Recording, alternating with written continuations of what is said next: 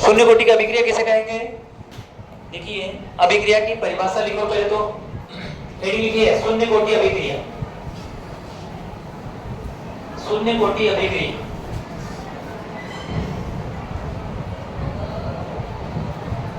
शून्य कोटि अभिक्रिया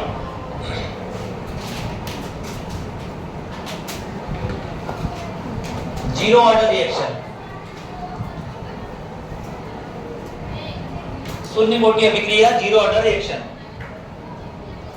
हमने कहा ए से बनता है उत्पाद, माना कि ये शून्य कोटि अभिक्रिया है। क्या मान लिया अपन ने? शून्य कोटि की अभिक्रिया। तो अगर मैं इस अभिक्रिया की दर का मान ज्ञात करूंगा तो अभिक्रिया की दर का मान इस A की सांद्रता के 0 पावर के जगह समानुपाती। ऐसी अभिक्रिया जिसकी दर का मान, ऐसी अभिक्रिया जिसकी दर का मान भाग लेने वाले अभिकारक की सांद्रता के शून्य घात के क्या होता है? समानुपाती। ऐसी अभिक्रिया जिसकी दर का मान भाग लेने वाले अभिकारक की सांद्रता के शून्य घात के समानुपाती होता है। अभिकारक की सांद्रता के शून्य घात के समानुपाती होता है। अभिकारक की सांद्रता के शून्य घात के समानुपाती होता है। अभिकारक की सांद्रता के शून्य घात के समानुपाती होता है, उसे कहते हैं शून्य कोटि की अभिक्रिया। समझे आप लोग? मतलब इस अभिक्रिया की दर का मान, यहाँ भाग लेने वाला अभिकारक कौन है? A, तो इसकी सांद्रता की घात क्या लगा दी? 0। तो अगर R का मान इसके समानुपाती है तो इसका मतलब है कि इसे कहेंगे शून्य कोटि अभिक्रिया। ठीक है। अब शून्य कोटि अभिक्रियाओं के उदाहरण तुम्हारे सामने हैं।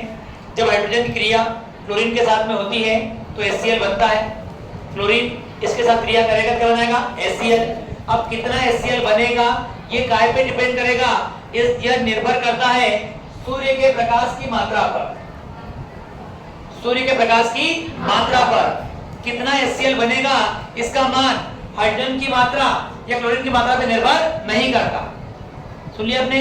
इसलिए हम कह सकते हैं कि इस अभिक्रिया की दर का मान इन दोनों की सांद्रताओं के शून्य घात के क्या हो जाएगा? समानुपाती। ऐसे ही बेटा N2O का अपघटन, जब N2O टूटता है तो N2 और क्या बनता है बेटा आपका? O2। N2 और क्या बनता है आपका? O2। N2 और O2 बनेगा तो इसके अपघटन का जो रेट है वो निर्भर करेगा काय पर? प्लेटिनम की मात्रा पर। कितना तापमान है प्लेटिनम का? तापमान जैसे जैसे बढ़ाएंगे प्लेटिनम का अपघटन उतना तेज गति से होगा। जब इसको आप इसकी हीट कम कर दोगे तो अपघटन का जो दर है वो अपने आप क्या जाएगा? कम। लेकिन आप इसकी मात्रा बढ़ाओ या इसकी मात्रा घटाओ, इस N2 और O2 के बनने की दर में बदलाव नहीं आता। इसका मतलब है कि R का मान इसके कॉन्सेंट्रेशन पे डिपेंड नहीं कर रहा, डिपेंड नहीं करेगा।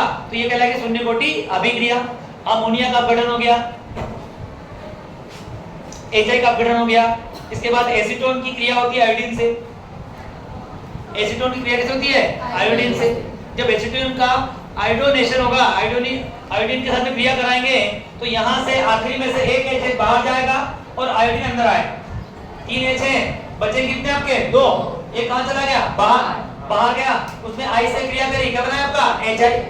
तो एसीटोन का आयोडोनेशन और एसीटोन का ब्रोमिनेशन दोनों जो है वो शून्य कोटि अभिक्रिया का उदाहरण होता है। दोनों क्या होगा?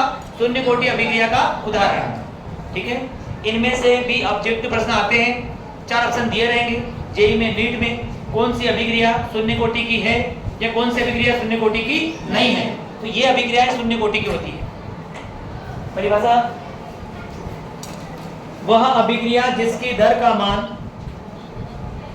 वह अभिक्रिया जिसकी दर का मान,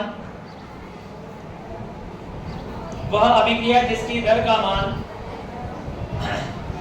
भाग लेने वाले अभिकारक की, भाग लेने वाले अभिकारक की, भाग लेने वाले अभिकारक की सांद्रता के शून्य घात के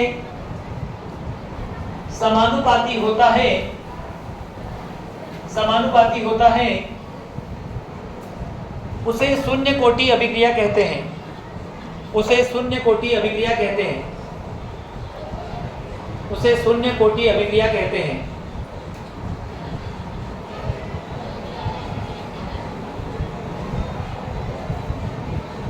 बेटा अभिक्रियाओं के एग्जाम्पल बताएंगे आप लोग सभी, अभिक्रियाओं के उदाहरण दिए हुए बोर्ड पे, इनको नोट कर लो आप लोग।